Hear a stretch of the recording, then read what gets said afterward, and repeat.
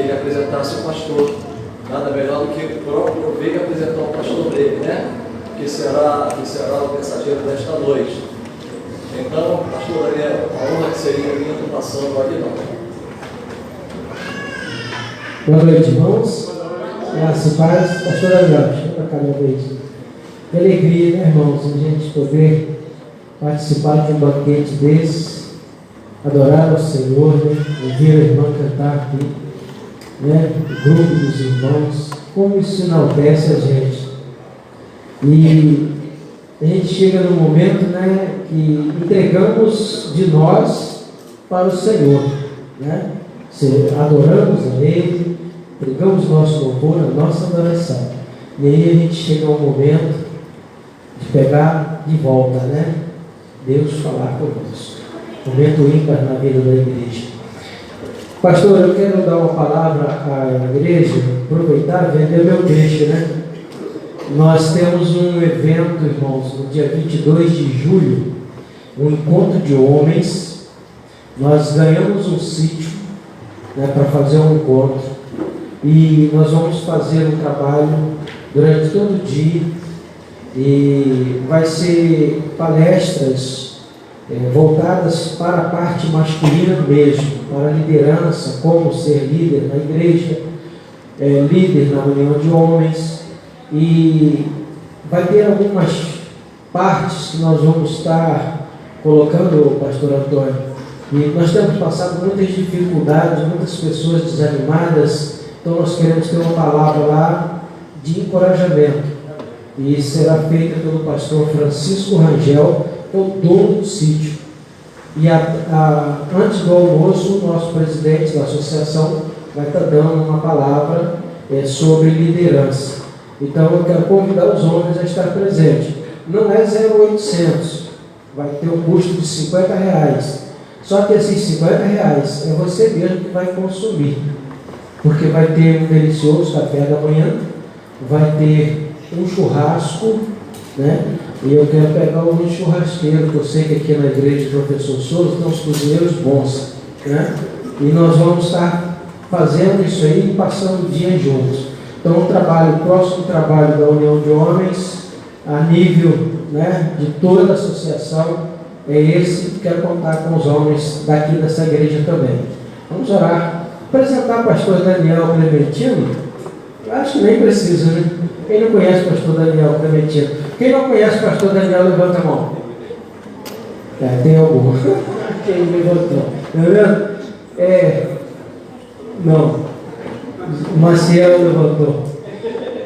Maciel não conheceu o pastor Daniel.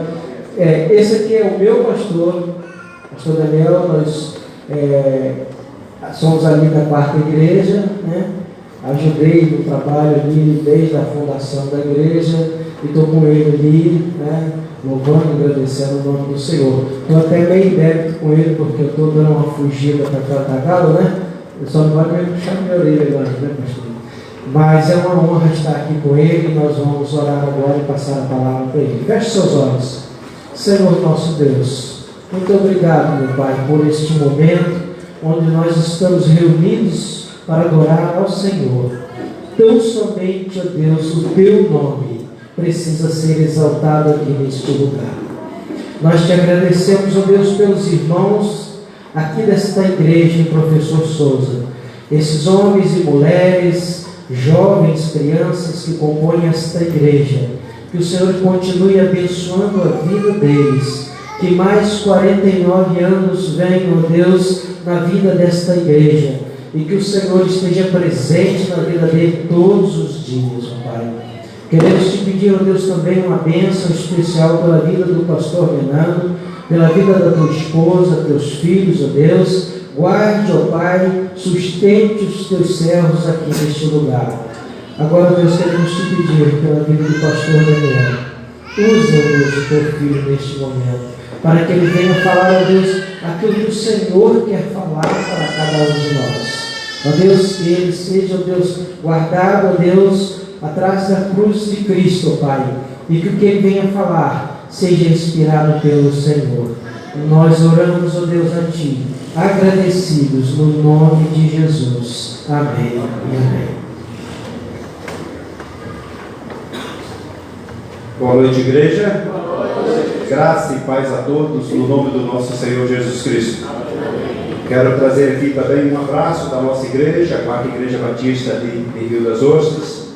Quem não sabe onde ela fica no bairro Recanto. Normalmente as pessoas que só passam por Rio das Ostras conhecem a rua principal, né? Então, quando você estiver passando de frente ao fórum, na frente da praia, chamada Praia do Abricó, fica ali atrás, ou o Mercado Extra, fica atrás ali, uns 800 metros ali atrás. E é para nós uma honra muito grande estarmos participando aqui. Estamos aqui o Diogo, mas a Patrícia está ali quase, a Valmer está ali também, Valmer também, são ovelhas, são da família do Aguinaldo. A Patrícia vai ganhar agora no mês que vem, né? Mês de julho, está ali quase chegando, a Isabela, né? Já tem um lindo príncipe lá, agora está vindo uma menina certamente muito bonita aí também. Quero agradecer a presença. Minha esposa está aqui. Quando o irmão Aguinaldo pediu para levantar a mão, quem não me conhece, eu fiquei de olho nela. Se eu disser, ele ia levantar a mão. Entendeu? Fique em pé, Ana. Só um instantinho, né? Ana Lúcia. Porque depois de 34 anos, 6 meses e mais 10 dias de casado, né, eu acho que já é tempo para conhecer. Acho que já é tempo de conhecer. É só você marcar aí, 14 de janeiro de 1989, a data do nosso casamento. Faz a conta aí, eu fui rapidamente que deu isso. Né? 34 anos, 6 meses e 10 dias. Hoje é dia 24, né? Então foi 14, é isso mesmo, está certinho. Saudar também alguns conhecidos, tem vários aqui, eu não vou citar o nome para não correr o risco de esquecer de um ou outro, né? Mas que alegria poder estar participando aqui. Eu estou devendo essa ao pastor Antônio Carlos Menan e a igreja há muito tempo, que a gente volta e meia, leva ele lá e deixa os irmãos desfalcados aqui. E eu comecei a pagar a dívida então, né? Comecei a pagar a dívida. E eu estou muito grato a Deus, né, por essa oportunidade de estarmos participando aqui. E ver aqui também Isaías. Eu vou combinar então o seguinte aqui, já que estamos os 3 preletores aqui. Eu faço a introdução hoje, Isaías prega amanhã, e o pastor Menan faz a conclusão na quinta-feira. Tá bom você? Tá combinado? Então tá combinado. Então hoje eu vou fazer só a introdução. Espere a pregação dele que ele vai pregar. Porque é ótimo ouvir bacharel pregar. São recém a ponta da língua, querendo falar, querendo apresentar, né? E eu já passei ali pelo cabo da esperança, da boa esperança, né? E vou então fazer a introdução e ele prega. E se tiver alguma coisa, Isaías, para corrigir, o pastor Antônio Carlos Menan faz na quinta-feira. Tá bom? Você combinado? E esse irmão que cantou no conjunto, que está ali atrás, fique em pé, meu irmão. Esse irmão do Saião, porque eu nunca vi alguém que parecesse tanto como o Luiz Saião. Depois vocês procurem, agora não, quem está no culto, procurem a imagem com lá, pastor Luiz Saião. E veja algumas imagens, tem algumas imagens que ele está com a barba mais assim, aquela coisa, mas tem umas imagens do pastor Luiz Saião, ele está igualzinho que está agora. O pastor Luiz Saião, o tempo da santidade chegou, que a igreja vem trabalhando. E eu quero começar, eu vou usar alguns textos da palavra de Deus, eu vou pregar na realidade no Antigo Testamento. Mas eu quero me reportar a 1 Pedro, que é a primeira carta de Pedro, que é o texto em referência para a divisa desse grande encontro festivo do aniversário da igreja. Eu quero me reportar ao primeiro capítulo, um pouquinho do capítulo 2, para introduzir essa palavra minha aqui nesta noite.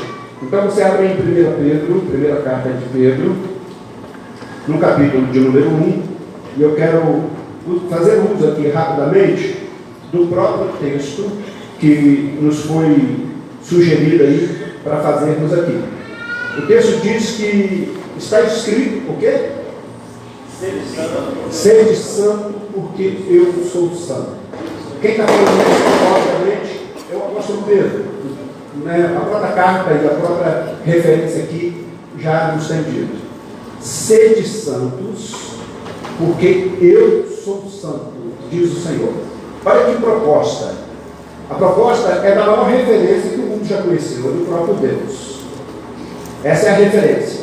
E manda a gente ser santo. A palavra santa no grego, ela significa separado. Nada mais do que isso. O fato de ser santo não significa que você não vai ter pecado, porque a Bíblia diz que eu e você somos pecadores e acabou. A Bíblia diz que todos pecaram. O único ser humano que pisou essa terra e não pecou foi Jesus, porque Jesus é Deus, nunca deixou de ser, e foi, durante os 33 anos que viveu na terra, homem perfeito, com todas as características de um ser humano. Chorou, se cansou, teve fome, se emocionou, sofreu muito, se alegrou, né? Tudo isso Jesus fez. Então ele era um ser humano também. A Bíblia diz que ele não pecou, ele é o único. O restante, todos nós, queiramos ou não, a Bíblia diz que nós somos pecadores. E a Bíblia diz que Deus igualou todos nós debaixo da mesma condenação por causa do pecado, exatamente para usar misericórdia para com todos nós. Por isso que Deus igualou a todos. Então, quando nós somos olhados por Deus, em qualquer tempo da nossa vida, nenhum de nós aqui é melhor do que o outro, porque um pecado é suficiente para não deixar que a gente entre no céu. Um pecado. Agora você imagina quantos pecados a gente tem. Se você pecar uma vez por dia, você pecar uma vez por dia, e se isso acontece com a sua vida, você já está muito próximo de ser um anjo, né, de Deus. Porque quem peca uma vez só por dia está muito próximo disso. São 365 ou 366 pecados num ano, dependendo de se for ano bissexto. Você soma isso à sua idade. Então, se você soma aí, por exemplo, quem tem 10 anos, vamos imaginar que os primeiros anos, né, não sejam contados, porque são aqueles anos da inocência. Então vamos colocar 10 anos depois da sua consciência. Só aí, quantos pecados você teria? Tem algum matemático aí? Quanto? Parece que é por aí. Mais de 3.000. 3.300 e tal, disse o Heriberto ali. Né? Então, vamos imaginar isso. Agora, quem tem mais então? Mais de 50 anos. Imagina quantos pecados tem. Um desses é suficiente para não deixar você entrar no céu. Porque a Bíblia diz que no céu não entra pecado. Isso mostra para os irmãos a dependência que nós temos de Deus. É por isso que nós devemos lançar todo o nosso pecado sobre o Senhor, como diz Isaías 53. Lançar tudo sobre Ele, porque as pisaduras deles, por elas, nós fomos sarados de nosso pecado. A Bíblia diz no próprio livro de Isaías 59, 2, que os nossos pecados e as nossas transgressões nos separam de Deus de maneira que Ele nem nos escuta. Isaías 59, 2. Somos separados. Todos pecaram e estamos separados da glória de Deus, diz Paulo escrevendo aos Romanos, no capítulo de número 3. Todos significa eu e você, qualquer ser humano que você imaginar. Todos. E fomos separados de Deus por causa do nosso pecado. Mas a Bíblia diz que Deus prova o seu amor para conosco quando ainda éramos pecadores e continuamos sendo. Deus provou o seu amor para conosco, dando Jesus para nos resgatar e para nos salvar. Então, voltando ao texto, o apóstolo Pedro, então, está falando aqui que nós podemos sim ser santos, como, que está no plural, sede santos, como eu sou santo, diz o Senhor. A referência é Ele. A referência é a santidade. Quando nós falamos de referência de Deus em santidade, Jesus é a referência. Porque Ele viveu com todos os problemas que vivemos na terra. E não pecou. Então é possível viver sem pecado. Mas ainda que tenhamos os nossos pecados, e temos, a Bíblia diz que nós temos um advogado. Aí quem escreveu foi João, junto com o Pai. Esse advogado, ele intercede junto a Deus, para que os nossos pecados não sejam levados em consideração quando nós aceitamos o plano de salvação redentiva, salvador de Deus em Jesus e entregamos nossa vida na mão dele. É isso que é viver uma vida de santidade, é isso que é viver uma vida de santificação. Mas o próprio apóstolo Pedro, quando ele fala aqui que nós devemos ser santos, e ele vai informando isso, no capítulo 2, que é o capítulo seguinte, aí é só você virar a página, você pode ver nos versículos, capítulo 2, a partir do versículo, nos versículos 9 e 10, ele diz assim: vocês, porém, 1 Pedro 2, 9, vocês, porém, são geração eleita, sacerdócio Sacerdócio real. Nação santa. Nação santa. Nação santa. Nação santa. Mesmo apóstolo, virou só a página. Ele está dizendo, nação santa, deixa eu me achar aqui, povo exclusivo de Deus. Aí vem a missão, para anunciar as grandezas daquele que os chamou das trevas para a sua maravilhosa luz. Antes, vocês nem sequer eram povo. Estou na Nova Versão Internacional. Antes, vocês nem sequer eram povo, mas agora são povo de Deus. Não haviam recebido misericórdia, mas agora a receberam. Estou parando de veículo. Aliás, Luiz Saião é o relator da revisão da IUVI. Né? Ele é o relator do Luiz Saião, que eu falei agora há pouco, parecido ali com o nosso querido irmão.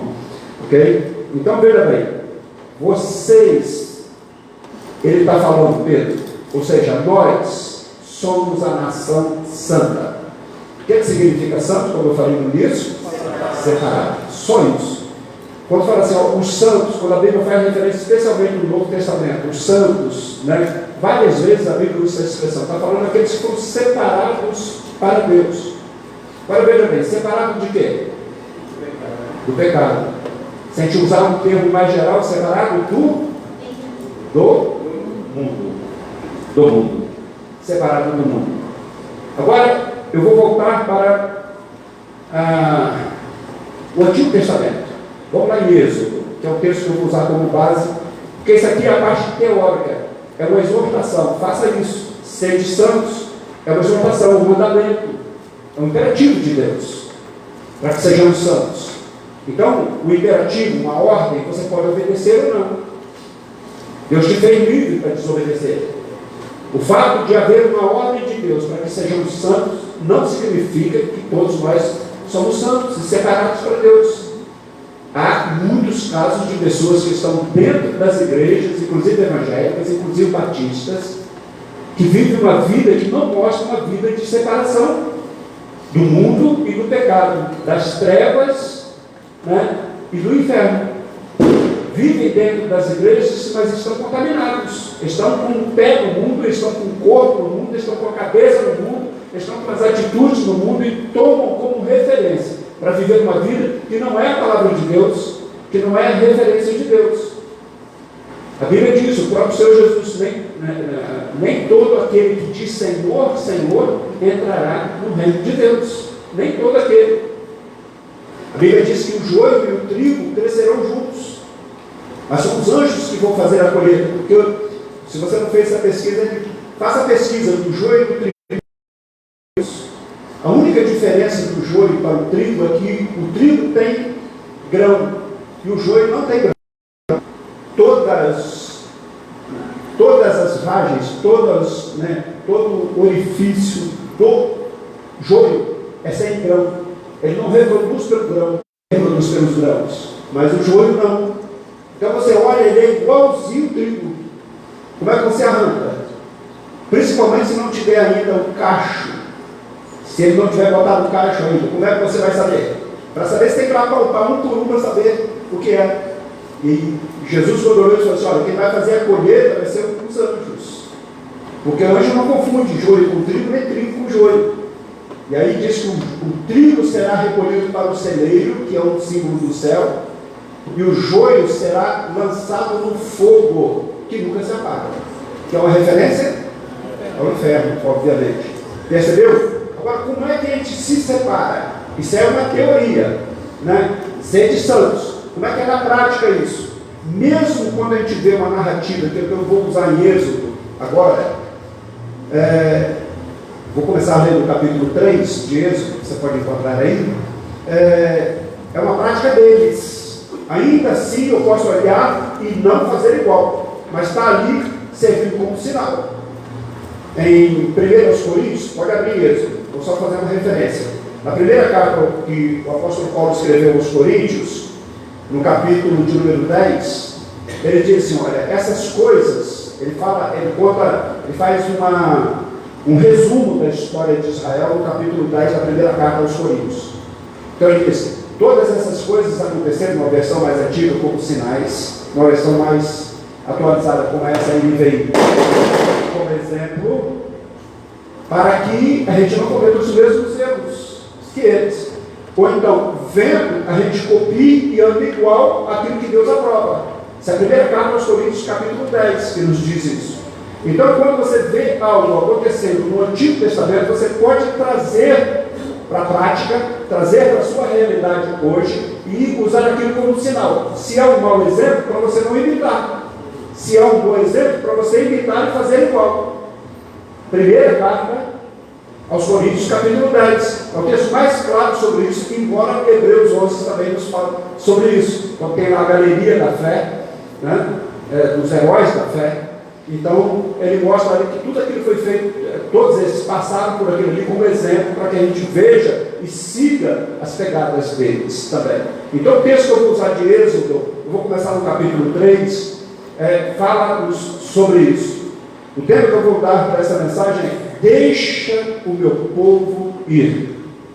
Lembra o que é santidade? O que é santidade? É separado. Separado de quê? Do pecado e do mundo. O Egito, todas as vezes que a Bíblia mostra alguma coisa do Egito, é um exemplo do mundo sem Deus. Todas as vezes que Deus pede o seu povo para sair do Egito, é um exemplo para sair do mundo e vir para o mundo de Deus. Hoje nós não estamos indo para uma Canaã horizontal, nós estamos indo para uma Canaã celestial. Mas para que a gente verdadeiramente seja separado, a gente tem que deixar o Egito, deixar o mundo, deixar as propostas do inferno, deixar as propostas de Satanás, e Faraó é um exemplo de Satanás, é um tipo de Satanás, deixar caminhar passando por desertos. São vários os desertos que eles passaram nos 40 anos, rumo à terra prometida, que é a Canaã. Tudo isso foi como exemplo da igreja e exemplo do crente. Você sai do mundo, sai do Egito e está caminhando em direção a Canaã. Isso é santidade. Você está no processo de santificação. Você está no processo de santidade quando você vai passando por tudo isso. Todas as coisas que aconteceram a Israel, desde a saída do Egito, 1.300 anos aproximadamente antes de Jesus. Contando mais 2.000 anos, tem 3.300 anos mais ou menos que isso aconteceu. Todos aqueles 40 anos no deserto, todos os percalços que eles passaram, todas as lutas que eles passaram, mas também todas as vitórias que eles conquistaram. Tudo aquilo é um exemplo da igreja caminhando neste mundo. Não tem igreja fácil, irmãos. Não tem igreja que não tem problema. Não tem igreja que não tenha crente complicado. Não tem igreja que não passe por luta. Não tem. Se você estiver procurando uma dessa, desista, porque não tem na terra. Porque tem o tal do pecado. Então, os problemas que tem nessa igreja, tem lá na quarta igreja. Só muda o endereço. Os problemas que tem lá, tem aqui. E tem na outra, e tem na outra. Se você está sonhando com uma igreja perfeita, eu já vi muita gente sonhar com isso, e rodar e nunca conseguir encontrar. Então a igreja tem, ela passa por problemas, ela passa por 3. Eu vou ler com os irmãos dos versos 1 ao 10 inicialmente. Depois eu vou dar a sequência aos irmãos. O título é: Deixa meu povo ir. Só para dar uma referência antes de ler o texto, esse é o refrão mais repetido em Êxodo, especialmente durante o período das 10 pragas. Em todas elas, nas 10 pragas, esse refrão é repetido. Você pode ver, por exemplo, no capítulo 4, 23, no 5, 21, no 8, 1 e no 8, 22. Todas as vezes que Moisés chega, mandado por Deus, diante do faraó, rei do Egito, ele diz assim: disse o Senhor, deixa meu povo ir. Ir para onde? Para, a partir de 3 dias, só depois do 3º dia, prestar culto no deserto. Começando no deserto. Primeiro culto. Hoje a gente vê igrejas com estrutura, hoje a gente pode ter o privilégio de ter aqui uma igreja com ar-condicionado, né, com essa estrutura toda bem localizada no bairro. Aliás, só uma referência. Eu não conheço nenhuma igreja na nossa região que seja tão bem localizada no local onde ela está. Depois foram para Etã. São os 3 primeiros desertos que eles enfrentam. passando sempre pelo deserto.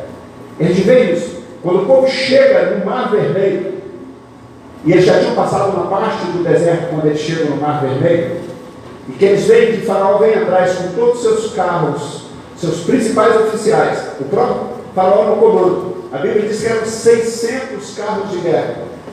Entenda-se carro de guerra como biga, que é uma espécie de charrete, puxado animal, né, com tração animal. Mas ali estavam os principais guerreiros. A Bíblia diz que eles viram a poeira se levantando e eles se aproximando. E aí Deus interveio. Colocou escuridão neles e claridade em Israel. Colocou um obstáculo entre um e outro, de maneira que durante toda aquela noite eles não se aproximaram de Israel. Em seguida tinha o Mar Vermelho. Olha que coisa. Eles passam pelo deserto, vem um exército, eles passam pelo deserto, vem um exército atrás, tem o Mar Vermelho. E quando eles acabam de passar o Mar Vermelho, Miriam então chama as mulheres e faz uma festa, lembra? Da dança de Miriam, dos tamborins e tudo mais. Era uma dança só com mulheres, uma dança que era feita idêntica a quando um exército saía para a guerra, e quando ele voltava, a nação se reunia para saudar os vitoriosos. E ela fez então uma saudação daquela. Mas a Bíblia diz que em seguida, eles caminharam 3 dias pelo deserto de Sul e não encontraram água. Segundo os melhores historiadores, era pelo menos 2 milhões de pessoas que saíram do Egito. Há muitas evidências disso, mas a gente costuma ver aqueles filmes de Hollywood com 100 e poucas pessoas, aquele fica na cabeça da gente. A gente acha que é um tanto de gente daquele, mas o que a Bíblia diz não é isso não. Há 2 recenseamentos no Antigo Testamento. Estão no livro de Números, no começo e no final de Números. No começo, no segundo ano, aí 4 vezes o tamanho de Rio das Ostras que saíram do Egito. Isso é a Bíblia falando. O que Hollywood fala, o que os cineastas falam. Olha para a Bíblia, olha para a palavra de Deus. Agora você imagina toda essa multidão com crianças, né? Se são 600, no primeiro 605 mil, no segundo 603 mil, aí só soldados de guerra. Soldado de guerra tinha que ter acima de 20 anos e abaixo de 40. Só podia ter maior idade de 40, obrigado, se fosse oficial. Senão ele tinha que parar com uns 40 anos de idade. Nós estamos vivendo num tempo 3.300 anos antes dos nossos dias. 1.300 anos antes de Cristo. Imagina o que é isso.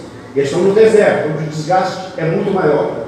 Então era verdadeiramente uma multidão. Agora imagina essa multidão sem água durante 3 dias e no deserto. No deserto a sede é 5 vezes mais do que no local que não é deserto. Ou seja, se você tem um tipo de sede, se você precisa de 1 litro de água, dizem que são 2 litros de água por dia, então se são 5 vezes, quantos litros você precisa por dia? Você percebeu? Isso multiplicado por 3 dias. E eles não encontraram água. E quando encontraram água, encontraram mara, que não era apropriada para beber. E Deus interveio e fez um milagre ali naquele lugar, né? Transformando a água em água potável. Estou dando essa prévia só para os irmãos entenderem que santidade é isso, é sair do Egito, onde representa o mundo sem Deus, e vir para Canaã. Mas no caminho você tem percalço, no caminho você tem obstáculo, no caminho você tem oposição, no caminho você tem sofrimento, no caminho você tem deserto. Você tem uma coisa boa de deserto, irmãos? Você olha a geografia do mundo, não existe um deserto sem limite. Todos os desertos têm limite.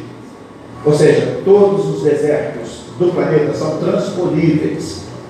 Você não pode parar. A única coisa que você não pode é parar no deserto. Uma hora você sai dele.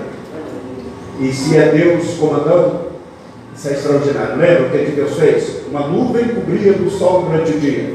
E aquela nuvem se transformava numa coluna de fogo durante a noite. Aquecia e anuviava. Se a providência de Deus fez com que o povo atravessasse durante 40 anos aquele deserto. Vamos ao texto, capítulo 3, finalmente. Moisés pastoreava o rebanho do seu sogro, Jetro, que era sacerdote em Midian. Um dia, levou o rebanho para o outro lado do deserto e chegou a Horebe, o monte de Deus. Ali o anjo do Senhor lhe apareceu numa chama de fogo que saía do meio de uma sarça, ou seja, um arbusto. Moisés viu que, embora a sarça estivesse em chamas, não era consumida pelo fogo. Que impressionante, pensou. Por que a sarça não se queima? Vou ver isso de perto. O Senhor viu que ele se aproximava para observar. E então, do meio da sarça, Deus o chamou: Moisés, Moisés, eis-me aqui, respondeu ele. Então disse Deus: não se aproxime, tire as sandálias dos pés, pois o lugar em que você está é terra santa. É terra santa. Disse ainda: eu sou o Deus de seu pai, o Deus de Abraão, o Deus de Isaque, o Deus de Jacó. Então Moisés cobriu o rosto, pois teve medo de olhar para Deus. Disse o Senhor: de fato tenho visto a opressão sobre o meu povo no Egito. Tenho escutado o seu clamor por causa dos seus feitores, e sei quanto eles estão sofrendo. E sei quanto eles estão sofrendo. Verso 7, agora o 8. Por isso desci para livrá-los das mãos dos egípcios e tirá-los daqui para uma terra boa e vasta, onde há leite e mel com fartura, a terra dos cananeus, dos hititas, dos amorreus, dos ferezeus, dos heveus e dos jebuseus. Pois agora o clamor dos israelitas chegou a mim. Repito, verso 9. Pois agora o clamor dos israelitas chegou a mim, e tenho visto como os egípcios os oprimem. Vá, pois, agora, e eu o envio a Faraó, para tirar do Egito o meu povo, os israelitas. Amém? Louvado seja o nome do Senhor. Meus irmãos, que texto extraordinário, que palavra. Só isso aqui, né? A melhor parte da pregação, meus irmãos, é a palavra. É a melhor parte. Qualquer coisa que venha antes, qualquer coisa que venha depois, não pode superar a palavra de Deus. Nem o testemunho, nem o conhecimento, nada pode superar a palavra de Deus.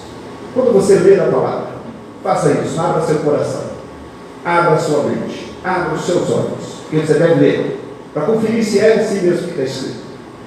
Deixa a palavra entrar na sua vida. Meus irmãos, um grande discurso, uma grande pregação pode não significar nada para ninguém.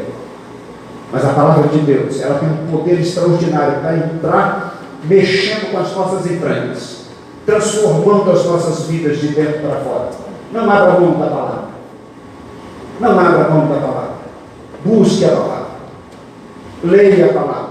Medite na palavra. Examine as Escrituras, disse Jesus. Examinai as Escrituras, porque são elas que testificam de mim.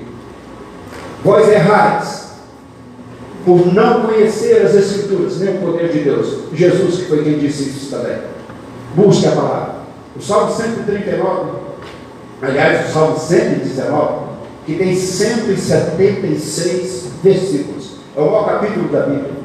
Em todos os 176 versículos da Bíblia, ele fala da palavra de Deus. Às vezes usa alguns termos, alguns sinônimos, mas ele fala da palavra de Deus. Em cada um dos versículos, o valor da palavra de Deus e como nós devemos buscá-la e como nós devemos encher a nossa vida da palavra de Deus. Um texto desse já fala tremendamente ao nosso coração. Mas o refrão é: deixa o meu povo ir, diz o Senhor. Esse refrão não é meu, não é aqui da primeira igreja batista em Professor Souza, não é dos batistas, nem de denominação nenhuma, é da palavra de Deus. Foi Deus, o próprio Senhor, quem disse a Moisés: deixa o meu povo ir. Deixa o meu povo ir. O povo estava aprisionado. Havia 430 anos que esse povo tinha chegado lá. É bem verdade que nem todo esse tempo era de escravidão.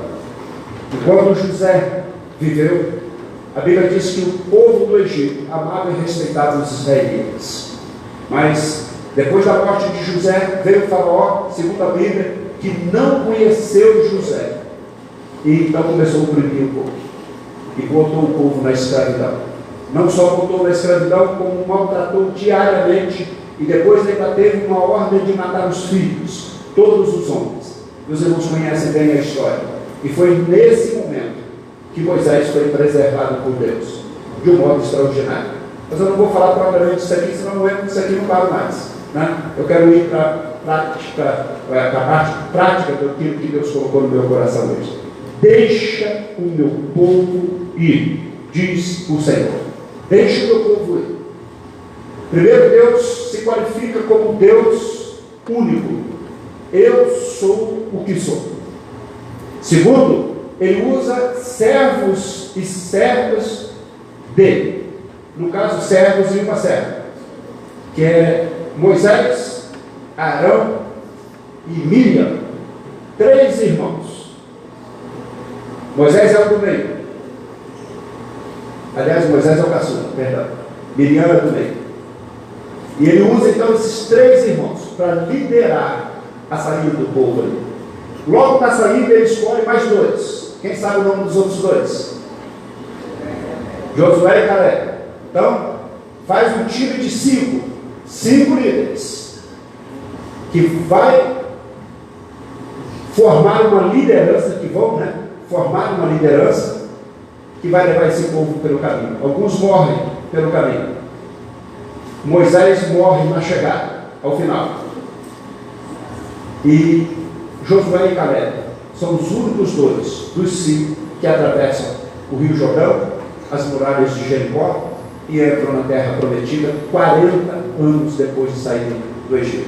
Uma história extraordinária. Nós estamos aqui, meus irmãos, a história do Antigo Testamento, ela comumente é dividida em 10 períodos, nós estamos no 3º período. Então nós estamos no comecinho ainda da história do Antigo Testamento. A história do Antigo Testamento começa com os princípios, com a criação, a queda e promessa de redenção. Esses são os princípios, é o primeiro período da história do Antigo Testamento. Depois vem o período patriarcal, e aí tem 3 patriarcas que se destacam nesse período, que são, quem é? Abraão, Isaac e Jacó, né? Os 3. Então eles formam o período chamado patriarcal, durante a vida desses 3 grandes patriarcas. Um deles, o último, Jacó, é o que vai dar nome à nação. É mudado então o nome dele de Jacó para Israel, e ele passa a ser então a referência pelos seus 12 filhos, né, para ser as 12 tribos de Israel. Extraordinário isso. E aí então, no período patriarcal, nasce Moisés na transição desse período patriarcal para o 3º período, que é o período do Êxodo, que dura exatos 40 anos. Depois disso vem Josué, que é o grande conquistador, que conquista, que atravessa e lidera, embora tenha atravessado Josué e Caleb. Quem lidera é Josué, porque a missão foi dada para ele, foi passada para ele, e aí é o 4º período, chamado período da conquista de Canaã. Linda a história também. Depois disso vem o 5º período, que é o período dos juízes, onde Deus, direto, governava o povo. Usando juízes, foi um total de 14 juízes, se nós considerarmos Samuel como juiz, e a Bíblia chama Samuel de juiz também, né?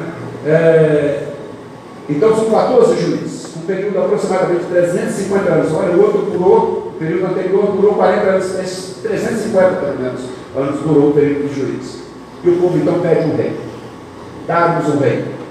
Olha, o rei, se vier, não é manchete do dia de hoje não, tá? Mas Deus disse lá no passado isso.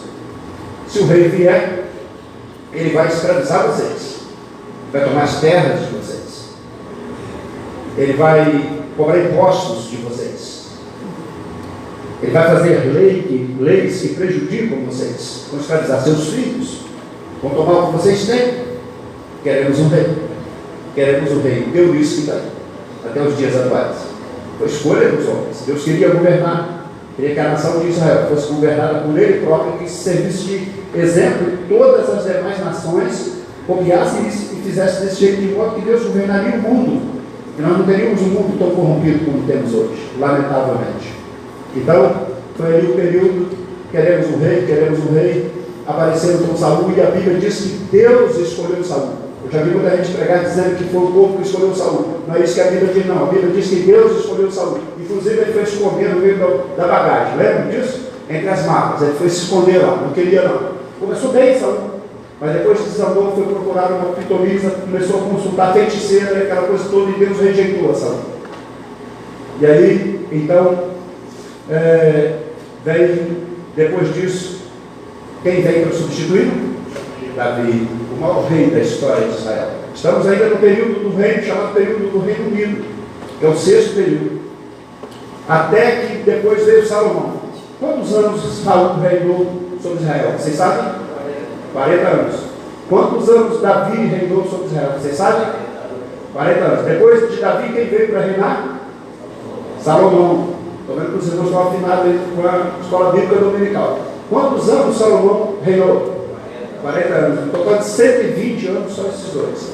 Depois disso, aí vem um filho chamado Roboão, filho de Salomão, cria uma encrenca com o tal de Jeroboão. O reino é dividido, fica a parte norte com a capital de Samaria, fica a parte sul com a capital Judá. E aí o reino é dividido. Deus não gostou disso. Como consequência disso, o povo foi para o cativeiro. Aí vem então, esse já é o 7º período, vem o 8º período, que é o período do cativeiro babilônico. E eles ficam lá, a Bíblia fala 70 anos, mas 70 anos é da última leva, foram 3 levas de ida, e a volta da primeira leva foram 3 levas de volta. Mas o total vai em torno de 190 anos, desde que eles chegaram até que os últimos saíram da Babilônia. Dá quase 200 anos. Mas o período da primeira leva que chegou e da última, da última que chegou, perdão, e da primeira que voltou, é um período de aproximadamente 70 anos. Por isso que fala do cativeiro de 70 anos. Mas eles ficaram lá quase 200 anos naquele cativeiro, como nação. Depois disso, então, Deus interveio na história. Ouviu o clamor do povo. O Salmo 137, ele diz assim, que junto aos rios de Babilônia, nós penduramos as nossas águas. Porque aqueles que nos levaram cativos nos pediram, cantai-nos uma das canções de Judá. E ele fala, como cantaremos o cântico do Senhor em terra estrangeira? Era uma tristeza tremenda. Mas o Salmo 126, ele diz assim, quando voltávamos do cativeiro, quando retornávamos do cativeiro, estávamos como os que sonham. Então a nossa boca se encheu de riso, a nossa língua se encheu de canto. Então se dizia entre as nações, grandes coisas fez o Senhor por nós. E é por isso que estamos alegres, ou seja, o povo voltou. E esse retorno é chamado período da restauração. Quando é restaurado o reino de Israel, quando é restaurado o culto a Deus em Israel. E aí tudo é reconstruído, e esse período é chamado período da restauração. Aí entra um período de silêncio, que é o 10º período, que é chamado período intermediário, e termina a história do Antigo Testamento. E agora só vai ser rompido isso com João Batista, pregando no deserto. Um resumo só para vocês terem uma ideia do que está acontecendo dentro do Antigo Testamento, e nós estamos aqui no 3º período, que é o período do Êxodo. O período que Moisés está atuando e me lidera durante esses 40 anos. Deixa o meu povo ir. Os irmãos lembram que foram 10 pragas mandadas para o Egito, porque foram 10 desobediências explícitas, radicais, da ordem que Deus havia dado. Deus mandou Moisés ir a Faraó e dizer para ele, deixa o meu povo ir. E Faraó endurecia o coração, se endurecia. Uma coisa interessante, quando o homem se endurece, quando o homem endurece o seu coração diante de Deus, corre o risco de Deus endurecer ainda mais. Mas a iniciativa foi do Faraó. Quem é o Deus? Que Deus é esse? E zombou de Deus, e zombou de Moisés. Isso foi durante 10 pragas, isso durou meses. E cada vez Deus dizia, deixa o meu povo ir, larga o meu povo. Meus irmãos, Deus está dizendo isso nesses dias. Deixa o meu povo ir, deixa o meu povo ir me adorar, deixa o meu povo ir me servir, deixa o meu povo avançar, deixa a minha igreja, não mexa com a minha igreja, não mexa com meus ungidos, não toque, não toqueis nos meus ungidos. Estão tocando, estão pagando preço por isso. Não se assuste, porque Deus sempre está conosco. A irmã acabou de cantar. Que Deus não nos deixe sozinhos. Ele está conosco em todos os momentos. Ele está cuidando da gente. Se você em algum momento olha para a história atual, ou em qualquer momento da história, e vê assim, parece que Deus se esqueceu de nós, era esse o sentimento daquele povo lá. Achando que Deus tinha esquecido. Até que Deus diz assim: eu tenho visto o sofrimento do meu povo, e dos seus algozes, e dos seus feitores, o que eles estão fazendo? E desci para livrá-los, desci para libertá-los. Todos nós sabemos que Deus reina no trono eterno do céu. Todo mundo sabe, mas Deus desceu à terra para libertar o povo dele que estava escravizado. Meus irmãos, esse mundo vai de mal a pior até que Deus põe a mão. Na hora que Deus põe a mão, tudo muda, tudo se modifica. É só Deus, é só permitir que Deus ponha a mão dele. Ele não perdeu o controle de nada. Deixa o meu povo ir. Mas vamos avançar um pouquinho aqui. Vamos lá no capítulo 8. Agora, quero conversar com os irmãos sobre isso. Capítulo 8. Se nós observarmos, meus irmãos, o que a Bíblia faz, o que a Bíblia fala, o que a Bíblia apresenta é extraordinário. Há 3 propostas do Egito, do faraó, do inferno, de Satanás, para que o povo não saia. Aliás, 4 propostas. Eu tinha a princípio preparado 3, mas estudando essa semana melhor o texto, eu botei mais 1. 4 propostas do inferno. São as mesmas dos dias atuais. Por isso que eu estou botando aqui. Se eu não tivesse como aplicar para os dias atuais, eu não as trazia para aqui nessa noite. Exatamente o que está sendo feito com esses pequenos, com os de média idade, com outros de meia idade e com a gente que já está mais um pouco avançado em idade. O inferno faz as mesmas propostas. Lembra que eu falei de 1 Coríntios? Não é que eu falei, que eu lembrei, porque quem fala é a Bíblia. Lembra que eu lembrei de 1 Coríntios 10? As coisas que aconteceram como sinal, como exemplo, para que a gente não cometa os mesmos erros. Exatamente assim. Isso aqui serve de exemplo para nós hoje. A tática do inimigo não mudou. Ele não muda. Não muda. Ele é tão diabo como era no começo. Ele é tão maligno como era no começo. Ele é tão Satanás como era no começo. É tão malvado, covarde, astuto como era no começo. As propostas continuam as mesmas.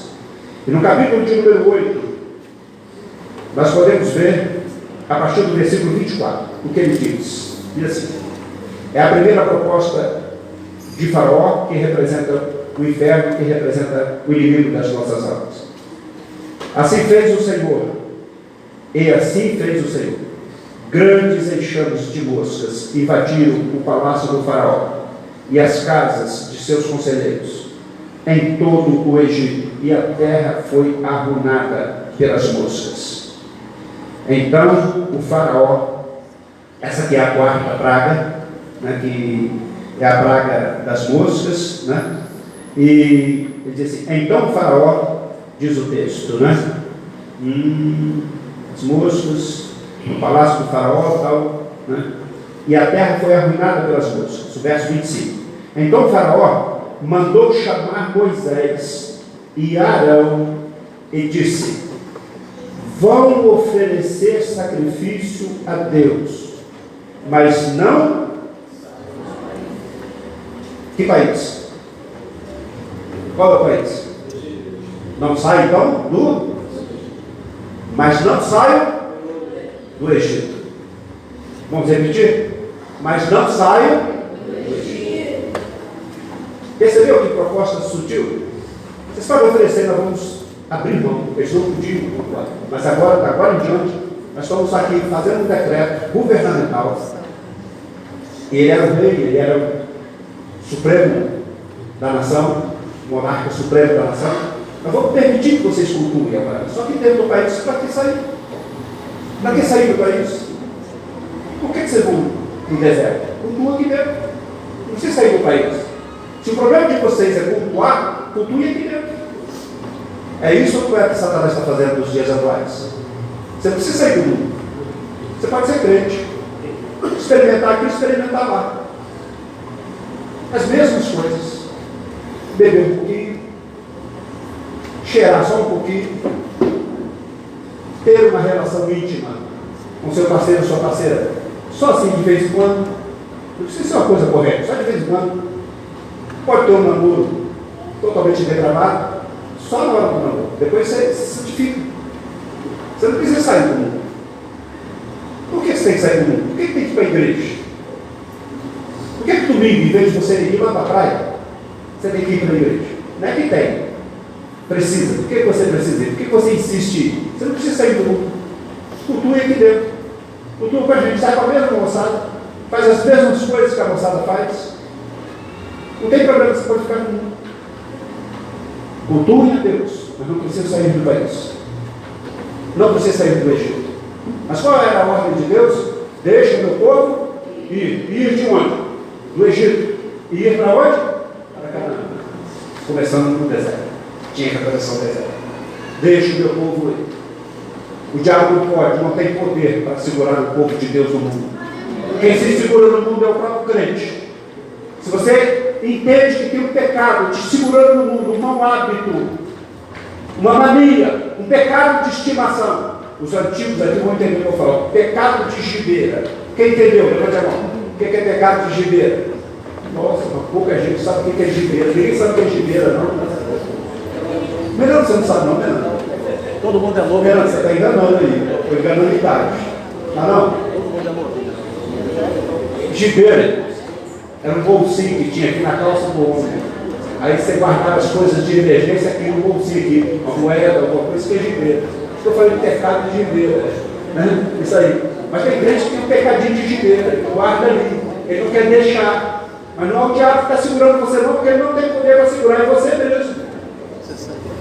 Ah, o diabo me tentou, o diabo fez isso, Satanás fez aquilo, olha, ela me tentou, ele deu em cima, não, é você.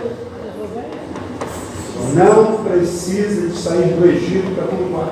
Só que a ordem de Deus tira o meu povo de lá. Lá em Apocalipse 18, a Bíblia diz assim: condena a Babilônia e diz para o povo dele: sai dela, povo meu. Vamos repetir? Sai dela, povo meu. Sai da Babilônia. Sai da Babilônia. A Babilônia vai ser destruída. Lembra de Sodoma e Gomorra e suas irmãs?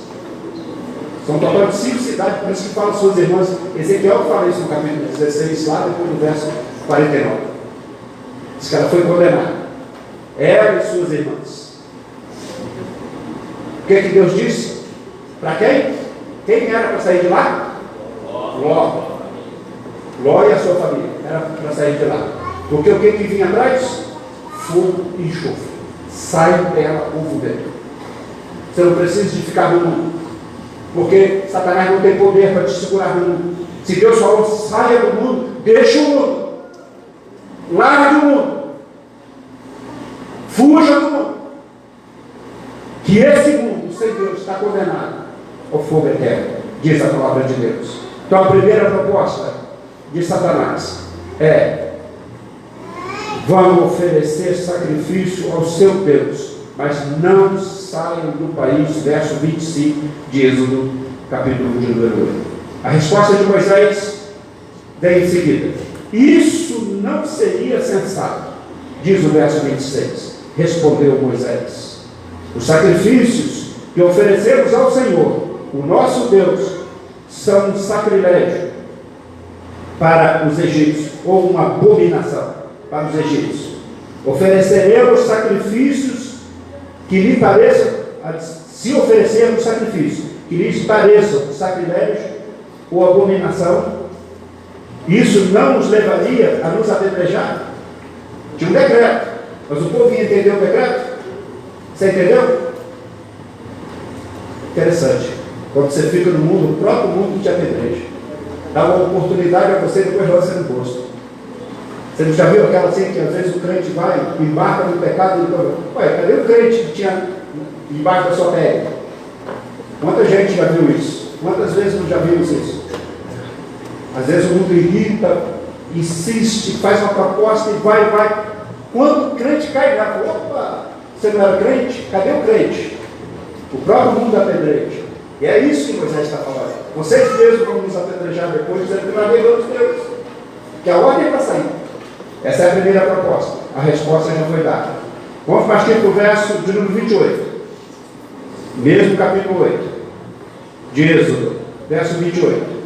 Disse o faraó: eu o deixarei ir, oferecer sacrifício ao Senhor, o seu Deus. Ele deixa bem claro que é o Deus de Moisés e de Arão, no deserto, mas não se afastem muito e orem por mim também. Cara de pau pediu oração do cara desse, ele fala que é o Deus de Moisés, vai pedir oração por ele. Mas o que eu quero chamar a atenção não é essa cara de pau do faraó, não, porque o diabo é isso mesmo, ele é descarado. É assim mesmo, e ele não representava. Ele diz claramente aqui sim: não vão longe. Saiam do país, entrem no deserto. Estou cumprindo. Você já cumpriu o que Deus mandou, mas não vão longe. Fique em pé. Quando você está perto, é fácil de voltar. Você lembra que várias vezes eles tentaram pelo caminho voltar? Se tivesse perto, teriam voltado. Eles reclamaram, eles murmuraram. Eu tenho ensinado para a igreja já há algum tempo que, do ponto de vista teológico, murmúrio é o contrário de louvor. Louvor é o contrário de murmúrio. Tem crente que se reúne no domingo de manhã e louva, vai para casa e murmura, aí volta de noite e louva, volta e durante a semana murmura, para no domingo estar louvando de novo. E vive louvando e murmurando. Quando você murmura, você está anulando o louvor. Você está desfazendo o louvor que você ofereceu a Deus. E esse povo murmurou muitas vezes. Só uma dica. Faz uma pesquisa no Antigo Testamento, todas as vezes que houve murmúrio, qual foram as consequências. Vai se surpreender.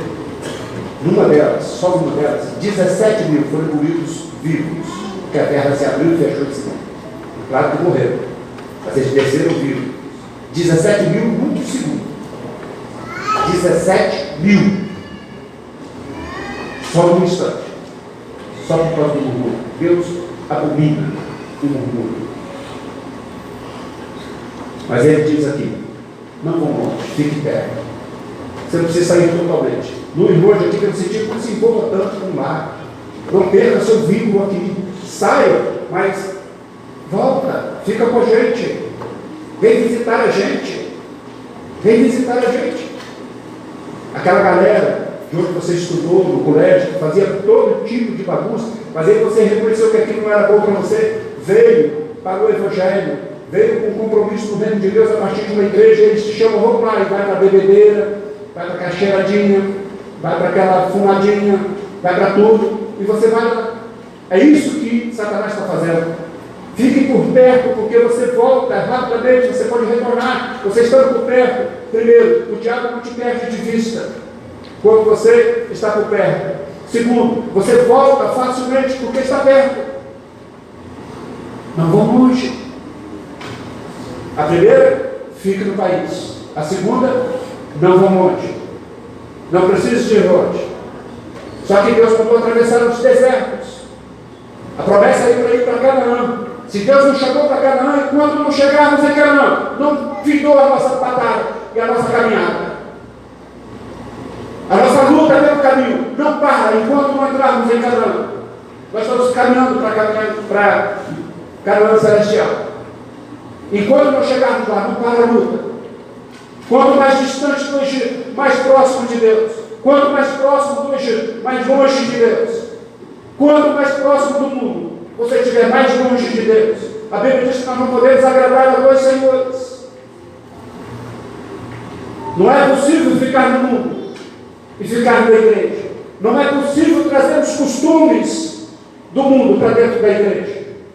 A igreja é o povo separado, o povo santo de Deus. Se separou do mundo, vive no mundo, mas se separou do mundo. Esse é o povo de Deus. Não faz parte daquele mundo, vive no mundo. Na oração sacerdotal de Jesus, no capítulo 17 de João, Ele diz assim: Pai, eu peço que, né, não peço que os tire do mundo, mas que os livre do maligno ou do mal. É a mesma coisa. Não é para sair do mundo, mas é para tirar o coração, é para tirar o hábito do mundo. Tem gente que vem para a igreja, vem para o reino de Deus, vem para Jesus, e vem com os mesmos costumes que tinham lá fora. Não tem que deixar nada, vem embora. Só que a Bíblia diz: se alguém está em Cristo, nova criatura é. As coisas velhas já passaram, e eis que tudo se fez novo. Nicodemos não compreendeu isso a princípio. Há provas, em atos, de que Nicodemos se converteu. Mas a princípio ele não compreendeu isso. Como é que pode nascer de novo? E Jesus disse para ele: se não nascer de novo, você não pode entrar no reino de Deus. Tem que nascer de novo, Nicodemos. Evangelho de João, começando no capítulo 3, fala sobre isso. Tem que nascer de novo, é uma nova vida. O batismo simboliza isso. Quando a gente é mergulhado na água, a gente morreu para o mundo.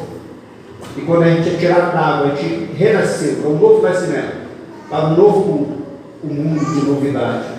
A Bíblia, Paulo chama isso de nova criação, que é traduzido em algumas versões como nova criatura. É o texto que eu acabei de me referir, 2 Coríntios 5:17. No original está: nova criação é. Na tradução brasileira ficou nova criatura é. O sentido é nova criação, mas Deus criou de novo. Você vive no mundo, mas você é peregrino aqui. O hino dos embaixadores, tem embaixadores do rei aqui? Ok. Tem algum embaixador? Levante a mão, tem algum embaixador? Muito bem. Né? Como é que é o hino dos embaixadores? Sou flor, rasteiro aqui, em terra estranha estou, do reino lá dos céus. O quê? Embaixador eu sou. O que é peregrino? Peregrino é aquele que está de passagem. Esse não é o nosso mundo. A gente está nele, mas não é o nosso mundo. Nós somos cidadãos do reino dos céus. É para lá que estamos caminhando. Então, quando Satanás diz não vai longe, Deus está dizendo vai longe, ou vem para longe. 3 dias de caminhada no deserto para começar a cultuar a Deus, bem longe das fronteiras do Egito. Era isso. E ali, o Mar Vermelho era um símbolo de saída do Egito, realmente. Então, ele diz, né, que o que eu acho interessante aqui é que Moisés, ele, Faraó pede para ele orar. E Moisés dá uma resposta a Faraó de um modo categórico. Está aqui no verso 29. Moisés respondeu: assim que sair da tua presença, orarei ao Senhor. Opa! Você percebeu isso? Não dá para orar junto com Satanás. Assim que eu sair da tua presença, orarei ao Senhor. Não dá para orar no Egito. Por uma razão muito simples. O que Deus disse? Deixa o meu povo ir no caminho de 3 dias para me cultuar. Oração é uma forma de cultuar a Deus. Moisés pegou isso literal. Não vou orar, que eu tenho que sair da tua presença. Na tua presença eu não vou orar. Só quando eu me afastar da tua presença, afaste-se de Satanás e você orará. Você já tentou orar algumas vezes e a sua cabeça começar a tumultuar, começar a vir lembranças e começar a vir acusação, e às vezes a gente sua, né, de suor, às vezes a gente se incomoda e a gente não consegue se concentrar? Já aconteceu com isso ou só acontece comigo quando a gente está orando? E muitas das vezes é porque Satanás está na presença. Repreende a presença de Satanás. Ele está te atormentando. No mínimo ele mandou um demônio para te atormentar. No mínimo. Às vezes ele manda a legião. Repreende ele. Entre em concentração diante de Deus, no trono da graça. Se você começa a orar e não consegue, tem um jeito muito bom de você orar rapidamente. Comece a cantar. Quando falou que os homens iam cantar, e Isaías, eu falei para o Aguinaldo o seguinte: se depender de mim, já perdemos. Porque para cantar é ensinar um touro a cantar. Não tem como ensinar um touro a cantar. Você vai irritar o bicho e vai sair frustrado. É o meu caso. Entendeu? Desse jeito. Mas você quer repreender Satanás na hora da oração? e você ter concentração, comece a cantar na voz que você tem. Porque às vezes você não pode cantar aqui, você não tem voz, mas vai cantar aqui mesmo. É o meu caso. Eu nunca fiz o solo, nunca cantei, porque não é minha praia. Eu sei onde eu posso ir, né? Sei onde eu posso ir, mas eu canto, eu louvo, eu adoro a Deus. E quando eu começo a orar, eu começo a suar, começo a perturbar, eu repreendo Satanás, começo a louvar a Deus, paro a oração e começo a louvar a Deus. Daqui a pouco, meus irmãos, eu começo a orar, começo a concentrar e falta tempo para orar tanta coisa. Porque ele se mandou, porque ele não aceita o louvor a Deus. E o meu louvor é o Senhor. Como cantamos aqui, nossa adoração é a Deus, é o Senhor, Senhor da graça, Senhor de misericórdia na nossa vida. Meus irmãos, como eu gostaria de ter tanto tempo para continuar aqui, mas não tenho, eu reconheço isso. Então, meus irmãos, a primeira, não deixe o país. A segunda é o quê? Não vai longe. Não vai muito longe. É o que ele diz. Mas tem mais, irmãos. Vou passar para o capítulo 10. Tem mais. No capítulo 10, nós vemos no versículo de número 10 e 11. Disse-lhes o faraó, capítulo 10 mesmo, versículo 10. Vocês vão mesmo precisar do Senhor quando eu deixá-los ir com as mulheres, com o que mais? Com as crianças. É claro que vocês estão com más intenções. De forma alguma. Ou seja, não vão com as mulheres, com as crianças de forma alguma. Quem vai? Só os homens podem ir prestar culto ao Senhor, como vocês têm pedido. Crianças não vão. Em outras palavras, em algumas versões está até escrito assim: não levem as crianças. Aqui inclui também as mulheres. Nós vamos fechar nas crianças. Não levem as crianças. Não saiam do país. Não vão longe. E o quê? Não levem as crianças. Agora, quem aqui é pai e quem é mãe? Levante a mão. Pode baixar.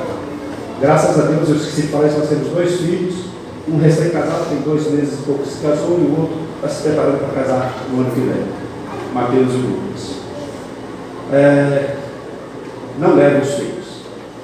Olha que proposta sutil, audaciosa. Vamos imaginar que nós tivéssemos aqui uma tarefa para caminhar, talvez o mínimo ali era 6 meses. Eu já vi pregação dizendo que faria aquela passagem por 7 dias, mas nem de carro. Naquele tempo eles conseguiam fazer, se tivesse carro naquele tempo, com as estradas que tinham, nem de carro conseguiam fazer em 7 dias. O mínimo ali era 6 meses, aquela viagem ali, segundo os melhores conhecedores daquela região. Imagina que você tivesse que fazer uma jornada passando por desertos durante 6 meses. É razoável que não leve as crianças, não é? Você está numa cidade, você está num país estruturado. Era o melhor país em termos de estrutura do mundo. Tinha a melhor cultura do mundo. Tinha o maior poder do mundo. Como é que você, mãe, como é que você, pai, vai entrar numa jornada atrás de um camarada que você não conhece, aliás, de um trio que você pouco conhece, que é Moisés, Arão e Miriam. Lembra-se que Josué e Caleb ainda não estavam em destaque. Mas você vai entrar atrás de 3 malucos, que era assim que eles eram vistos naquele momento, e entrar para o deserto fora levando criança. É razoável que as crianças fiquem. Então a proposta de Satanás era sutil, mas ela é coerente. Ela vai mexer com os pais. Você levaria o seu filho para um deserto desse atrás de uma pessoa que você não conhece bem? Pensa, a proposta é terrivelmente sutil. Essa proposta. Não leve os filhos. Deixe os filhos. Só que eu quero chamar a atenção de você 2 coisas. 2 coisas que eu quero chamar a atenção. A primeira delas é que a Bíblia nos informa que toda aquela geração de 20 anos para cima morreu no deserto, exceto Josué e Caleb. Todos morreram, inclusive Moisés, morreram no caminho. Toda aquela geração de 20 anos para cima. Naquele tempo, crianças de 20 anos para baixo Quem então iria ser o povo que iria ocupar a terra prometida? As crianças. Perceberam a sutileza de Satanás? Deixar as crianças significa que não tinha nação para entrar do outro lado. No máximo entraria Josué e Caleb, só que Deus chamou a nação para o outro lado. Josué e Caleb são homens, homens não se reproduzem entre si. Morreu Josué, morreu Caleb, acabaria a nação. A proposta sutil de Satanás era matar o povo no deserto. Acabar com a nação, ela não chegaria a Canaã. Não viria o projeto de Deus, que Satanás deduzia que poderia acontecer. O plano era acabar com o povo de Deus. O plano de Satanás é esse. A segunda parte que eu quero fazer lembrar você, além daquilo que a Bíblia narra, é o que está acontecendo nos dias atuais. Hoje as crianças vão para a escola, de segunda a sexta. Algumas em tempo integral. Outras, quando estão em casa, têm as tarefas. Além das tarefas domésticas que ajudam no lar, tem as tarefas escolares. Tem cursos preparatórios. Tem cursos, outros, físicos, por exemplo, de artes marciais ou qualquer outro, natação, ou qualquer outro exercício que façam. É ocupado o dia inteiro. As crianças nossas, no atual sistema de educação, é ocupado o dia inteiro. Qual o dia da folga? Sábado. E no sábado é o dia de receber o coleguinha, ou de visitar o coleguinha. Às vezes dorme na casa do coleguinha, ou o coleguinha vem dormir na casa. Não é isso que acontece em muitos casos? É o dia que não tem horário. Fica até que hora? Até tarde da noite. Vai dormir, normalmente na madrugada de sábado para domingo. De manhã cedinho no domingo. O bichinho está cansado, com sono. É uma covardia tirar o bichinho, e perdoa o bichinho, tá? Eu chamava meus filhos assim, sentindo carinhoso.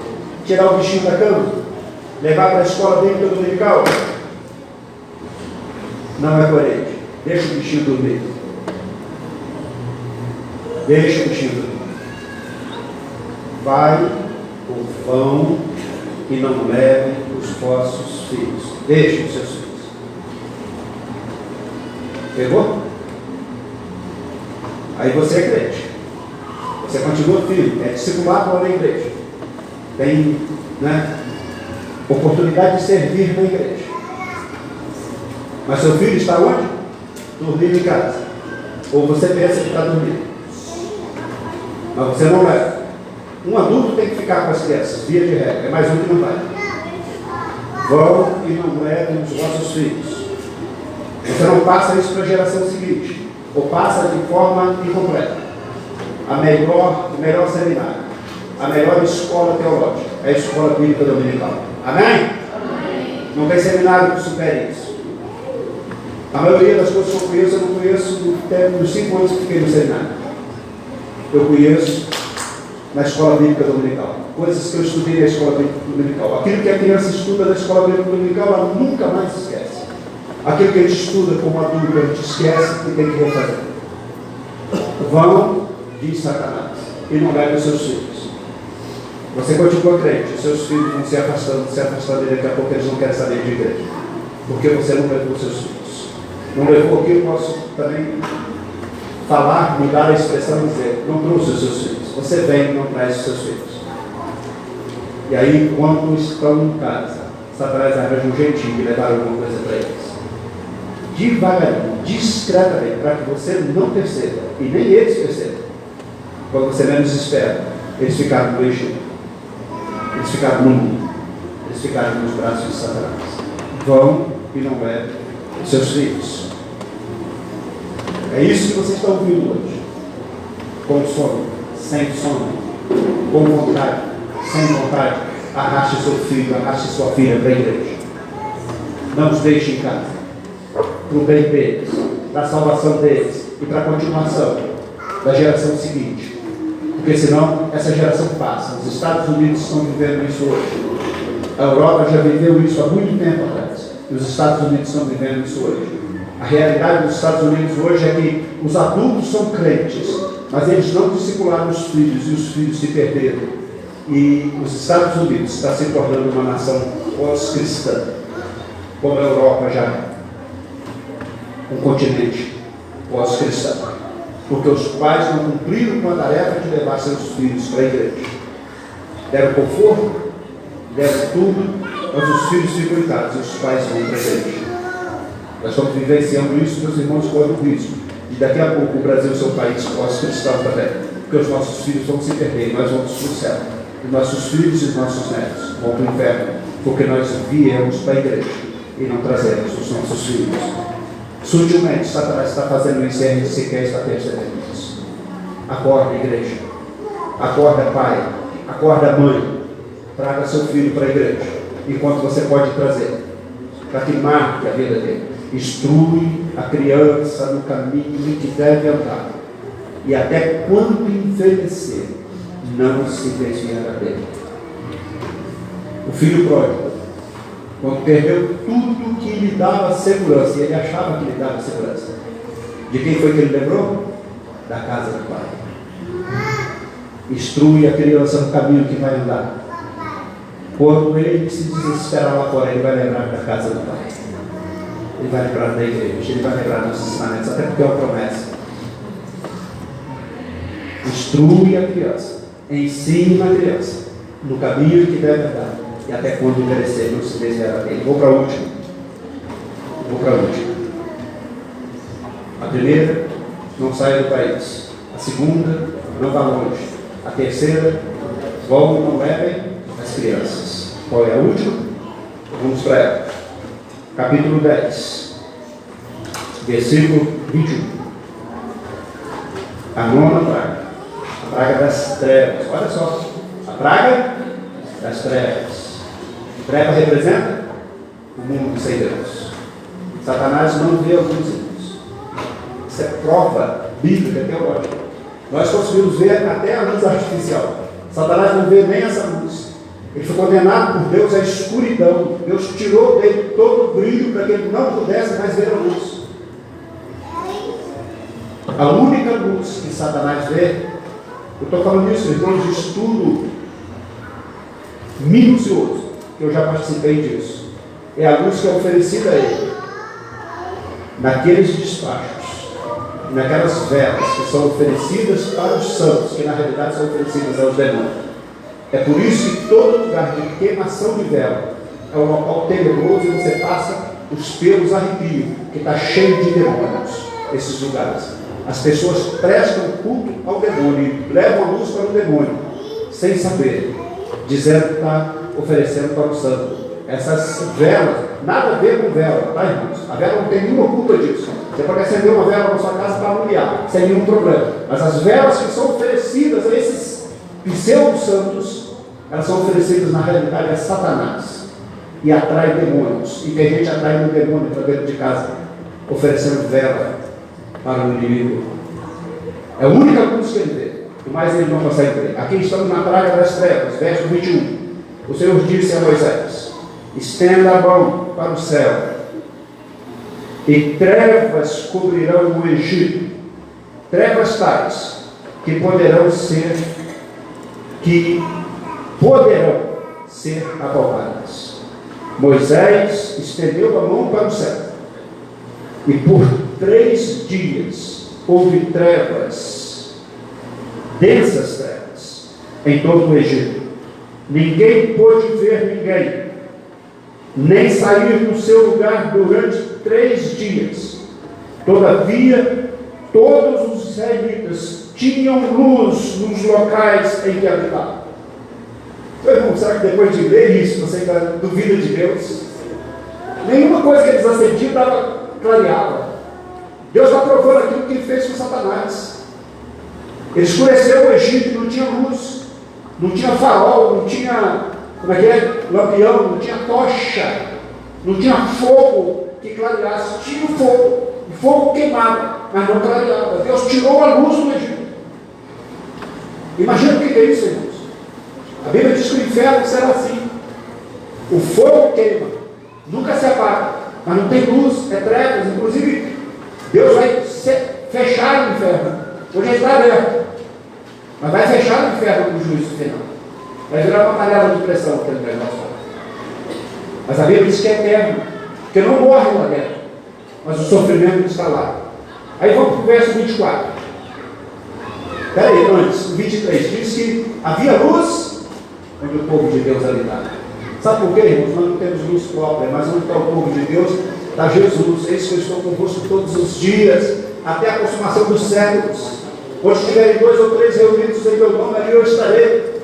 Jesus é a luz do mundo. Onde está Jesus, clareia. Onde está Deus, clareia. Mas onde está Satanás, tem trevas. E vamos à última. Verso de número 24.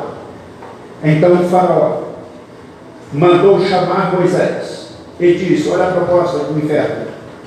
Vão e prestem culto ao Senhor. Deixem somente as ovelhas e os bois, as mulheres e as crianças podem ir. Deixa o quê? As ovelhas e os bois. Olha, mas o que tem a ver? Que proposta estranha. Alguém podia pensar, o que eles vão comer? Meus irmãos, 2 milhões de pessoas não tem boi e ovelha que dê conta. Até porque eles estariam no deserto. Não é isso. Chama o sacerdote do tempo de Moisés e fala para ele: vamos para o culto. A primeira coisa que ele vai perguntar: cadê o cordeiro? Cadê o animal com o sacrifício? Não tem culto no tempo de Moisés sem o sacrifício. Tem que ter um animal para ser sacrificado para tipificar Jesus, o Cordeiro de Deus, que tira o pecado do mundo, que seria sacrificado depois. Se você tiver dúvida sobre isso, volte no capítulo, volte no livro e leia em Gênesis 22. Você vai ver aquele quase sacrifício de Isaac. Ali está o culto, ali está o sacrifício, e o Cordeiro substitui Isaac, e o Cordeiro aponta para Jesus. Isaac representa cada um de nós. Vão, não levem o vosso gado, bois e ovelhas. Ou seja, não tem culto. Olha a sutileza de Satanás. Vão, mas não tem como prestar culto. Eu vou deixar eles ir. Aquilo é conferência no inferno. Aquilo é conferência nas câmeras de reuniões do faraó. Eles estão conferenciando, vamos deixar eles ir, eles vão pensar que vão, eles vão pensar tudo certo. A gente tira o gado deles, só fazem culto com o gado, tira o gado, acaba o culto. A gente vai deixar eles, mas eles não tem como fazer culto, eles vão ter que voltar para buscar o gado, e aí a gente prende eles de novo. Perceberam? Que fica um negócio lá no mundo para te buscar de volta, para fazer você voltar. Deixa o gado. Vamos lembrar agora a história mais recente do mundo, especialmente do Brasil. Passamos 2 anos cheios em pandemia. Porque depois acabou a pandemia, agora recentemente que eles declararam que acabou a pandemia, quase ninguém ouviu falar sobre isso. Mas ficamos 2 anos cheios em pandemia. Nesses anos cheios de pandemia, nós fomos impedidos de estar reunidos no nosso tempo. Não fomos? Pois bem, nós tivemos uma assembleia. Quarta-feira passada, agora para a segunda. E várias pessoas da igreja foram desligadas agora, depois de fazer visita, insistir, porque nunca mais voltaram para a igreja. Eu imagino que esse seja o fenômeno de muitas igrejas. Graças a Deus que Deus manda por misericórdia dele. Mas muitos foram e não ficaram. Quantos foram os anos do Brasil da pandemia? 2. Agora você imagina aquele povo 40 anos no deserto sem prestar culto a Deus. Chegaria algum crente do outro lado, irmãos? Não chegaria. Perceberam a sutileza de Satanás? Não prestem culto. Não levem seus animais. Não levem seu gado. Não vai ter culto. Que o povo vai esquecer de Deus. E quando, ainda que entre lá na terra, na tal terra prometida, eles não serão mais servos de Deus. Eles não adorarão mais Deus. Aí vem a resposta de Moisés. Eu não podia fechar sem essa resposta. Já estou terminando. Moisés contestou. Diz o verso de número 25. Moisés contestou, diz o verso de número 25: tu mesmo nos darás os animais para os nossos. Para quê? O animal era para quê, irmãos? Perceberam que tem coerência com o que eu acabei de falar, de mostrar? Só mostrar, porque quem está falando é a Bíblia. Vocês mesmos, egípcios, nos darão os animais para o sacrifício. Aí tem mais uma coisinha, muito interessante de observar. E o holocausto, sacrifícios e holocaustos, que ofereceremos ao Senhor. Além disso, os nossos rebanhos também irão conosco. O rebanho que eles tinham iria com eles, e mais aqueles que os egípcios iam dar. Aí entra uma outra coisa. A terceira: nem um casco, nem uma unha de animal será deixado no Egito, se for unha, deixaram no Egito. Nem uma unha. Quem sai do Egito, quem sai do mundo. Se você saiu do Egito, se você saiu do mundo, não pode ficar nem uma unha sua lá.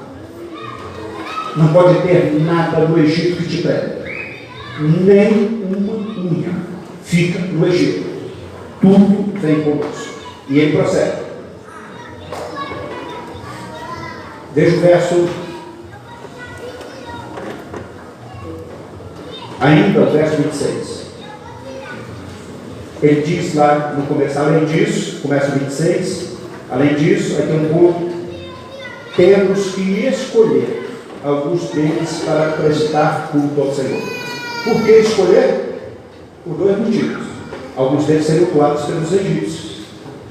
Outros, pode ser que tivesse mancha, defeito de nascença, e não podia oferecer a Deus um culto com animal defeituoso. Então tinha que ser escolhido. Deus não aceita qualquer coisa.